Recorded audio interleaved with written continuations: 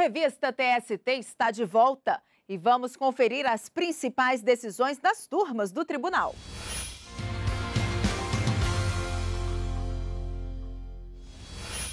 Eu começo com o julgamento da primeira turma. Uma auxiliar de depósito de uma drogaria na Bahia, que durante 25 anos transportou valores sem ser capacitada para isso, vai ser indenizada. Segundo a profissional, ela não era acompanhada por escolta armada e chegou a ser vítima de assalto.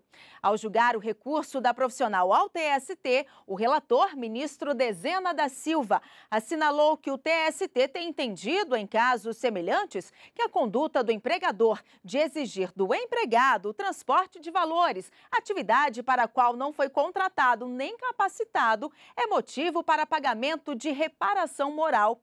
A empregada vai receber R$30 mil de indenização. A sexta turma condenou as Casas Bahia ao pagamento de pensão mensal a um empregado afastado por doença ocupacional. Os ministros definiram que o valor deverá ser pago durante o período em que o profissional permanecer incapacitado para a função que exercia.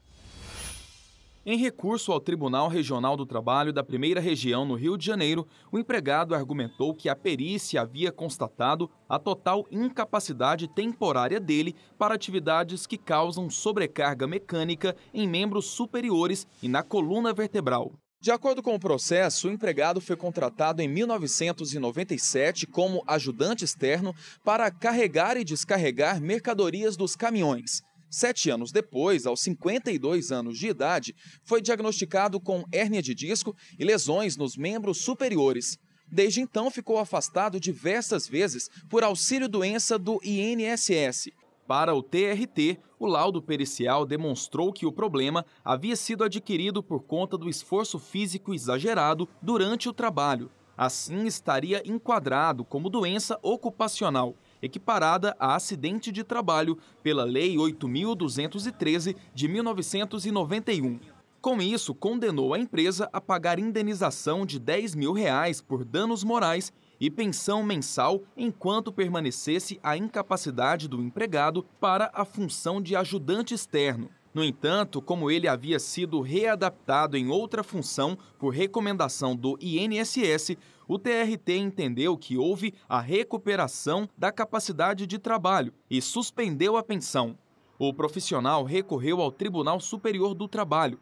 Sustentou que, apesar de ter sido readaptado, a incapacidade para o cargo de origem permanece. Por isso, pediu para continuar recebendo o valor referente à pensão mensal. A sexta turma entendeu que a previsão de pagamento mensal enquanto perdurar a incapacidade se refere à função que era exercida pelo empregado antes da doença ocupacional e que nada tem a ver com a readaptação em outro setor da empresa. Assim, o fato dele trabalhar em função diferente não significa recuperação, pelo contrário, confirma a incapacidade para a atividade anteriormente exercida. Sendo assim, a turma, por unanimidade, considerou devido o pagamento de pensão mensal ao empregado enquanto ele permanecer incapacitado para a função de origem. A oitava turma reduziu de R$80 mil para R$30 mil, indenização a ser paga pela empresa brasileira de Correios e Telégrafos a um atendente. Ele desenvolveu a síndrome de burnout em decorrência de assédio moral. De acordo com o processo, o atendente de uma agência dos Correios em Rondônia era ameaçado pelo gerente de vendas porque não atingia metas. Uma perícia realizada pelo INSS constatou que o trabalhador desenvolveu a síndrome de burnout, um distúrbio caracterizado pelo cansaço prolongado e pela diminuição do interesse em trabalhar. Ao julgar o caso, o Tribunal Regional do Trabalho da 14ª Região, com jurisdição em Rondônia e Acre, entendeu que, embora não tenha ficado comprovado assédio moral, a cobrança de metas pode ter sido responsável por desencadear a doença e condenou a empresa brasileira de Correios e Telégrafos a pagar indenização por dano moral no valor de R$80 mil ao trabalhador. A empresa recorreu ao TST pedindo a redução do valor. A relatora do caso na 8ª turma, ministra Dora Costa, entendeu que a culpa dos Correios ficou comprovada, uma vez que as recomendações médicas para a readaptação do empregado em outro setor foram desconsideradas, mesmo após a comunicação de acidente de trabalho, o que contribuiu para o agravamento significativo da doença.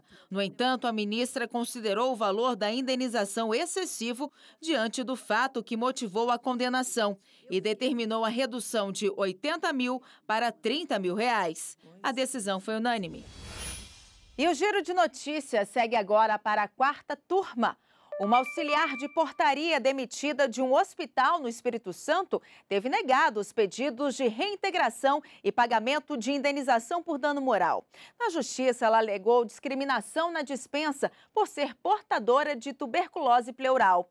Os juízos de 1º e 2º grau haviam considerado devidos os pedidos da profissional. Mas o relator do recurso da empresa ao TST, ministro Alexandre Ramos, teve outro entendimento. Segundo o ministro, além da tuberculose pleural não ser considerada uma doença grave que cause estigma ou preconceito, não ficou comprovado o caráter discriminatório da dispensa. A decisão foi unânime. E essas e outras notícias do TST você também pode conferir no TST Tube, o canal do tribunal no YouTube. Com mais de 80 mil inscritos, a página traz ainda reportagens e séries especiais sobre os direitos trabalhistas. Acesse youtube.com/TST.